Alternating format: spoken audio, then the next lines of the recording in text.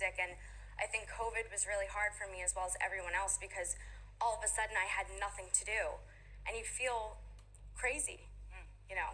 I was just finishing a 4-month cruise contract around Oceania, and we were just leaving on our last cruise from Sydney to Auckland, around a 2-week cruise around New Zealand. And Jacinda Ardern, the New Zealand Prime Minister at the time, announced that she was closing all borders.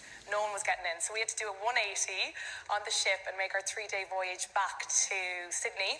So hang on, you're on a cruise ship. Yeah. Not a bad place at all to be stuck. No, I guess not. Until the passengers were allowed to disembark, they took domestic and national flights back to wherever they were from, Europe, Australia, the States. And little do we know, COVID had been spreading rapidly on the ship. So I was locked in my cabin then for 32 days altogether. Locked in my cabin then for 32 days altogether. So were you allowed on at all? No, we had the Australian Army Defence Force and police walking the corridors to make sure we couldn't get out. Yeah. It was a mad time. But come here, what about mom and dad? How did you stay in contact with them? Zoom.